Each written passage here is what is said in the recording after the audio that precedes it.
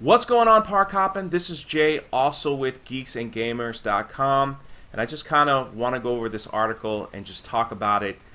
It's kind of sad news, but I mean, there's just so much going on in the world today, and as we talk about and share about theme parks and things, and this article came out and just said basically that here in Central Florida, where many things are run by tourism, theme parks and the restaurants and the hotels, even the off-site Universal Studios, you have Legoland, SeaWorld, Busch Gardens, and so many other things that it's going to have, this is going to be devastating for our economy here in Orlando. I can only speak on Orlando. The article also talks about Las Vegas as well, and how the theme parks are going to look really different when everything is finally reopened. He goes on to say, though things may seem unclear now, eventually Walt Disney World will reopen. So will all the other theme parks.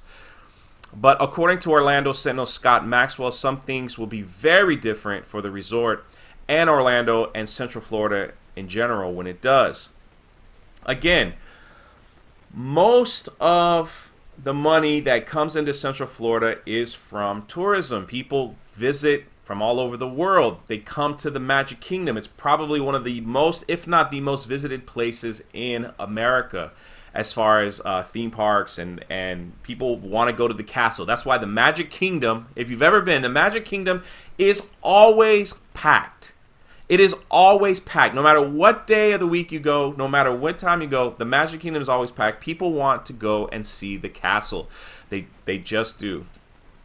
But he goes on to say, because of what is happening, the two American cities that will probably be hit the hardest is Orlando and Las Vegas because of the tourism industry. They also will suffer heavy losses in the recession. So will the workers who give Walt Disney World and the other theme parks its magic. He goes on to talk about the annual wage.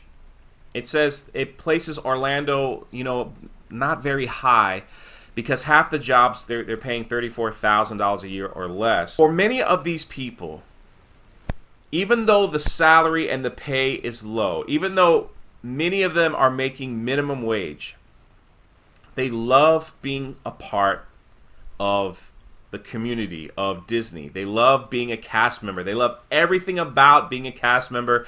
They love having that, I guess, that medal, that badge of honor. I've heard the same thing from people that work at Universal, and I've heard some things about Legoland. They just love being a part of that community. They love seeing the smile on people's faces for the most part. They love everything about it. They love singing the songs. They love jumping and dancing in the parade. They just love. There's just people out there that just love it. They just love it, and salary and pay is kind of important, but they just love being a part of this community more.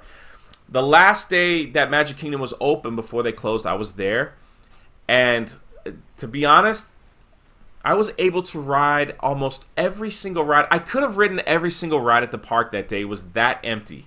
It was that empty until the fireworks. And when I looked around, basically everyone that was there for the fireworks, they were cast members. And they were crying and they were hugging and they were just, they were so sad to see this place being closed. It was like really affecting them emotionally. And I just kind of sat back and watched. And listen, whether you love them or not, whether you love the theme parks or not as much as they do, there are people out there that just, this is their life. This is their life. They just love being a part of it. And so we don't know what exactly is going to happen, because if people do not travel, if it takes a long time for them to start to travel again, because you got to remember, there's a lot of people that lost their job. So the last thing on their mind is to pack up their family and spend all kinds of money going back to theme parks. The first thing on their mind is finding another job, or maybe getting reinserted into their job and getting things back to normal in life. So traveling to theme parks probably won't be number one on their minds. I can't, I'm not speaking for people. For me, I plan on going when they open because I just want to get out of the house. Of course, I'm a local resident with season pass, so it's not like I got to book a hotel and have to spend money on food or anything. I can just drive there, spend a few hours, and come home. So I just wonder how that will affect the lower level employees, the minimum wage employees, are they going to let so many people go? Are they going to come back with a skeleton crew staff?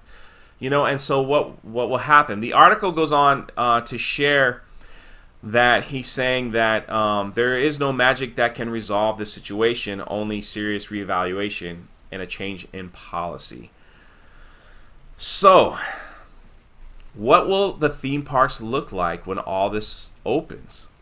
What is it going to look like? Are they just going to be somewhat empty? Are they just going to open certain sections because they won't have enough staff to fill it? I don't know. You watching the video, do you plan on visiting? Are you one of the lucky ones that kept their job, during this terrible time in the world? And do you plan on visiting the theme parks once they reopen? Or is it just something that I just can't do for a while? Are you a cast member or a theme park worker? Just leave your comments below. Let me know what's going on and how you feel. Do you think this is really going to affect the way we look and the way we visit theme parks in the future? Is it just going to look completely different?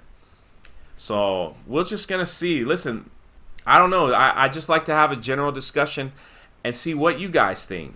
Because theme parks, as we know it, could be completely different. It could be completely different when these things reopen, and it might be that way for a few years. It's hard to say. Anyway, this is Jay with Park Hoppin', and man, just be safe out there. Be safe. I'll catch you next time.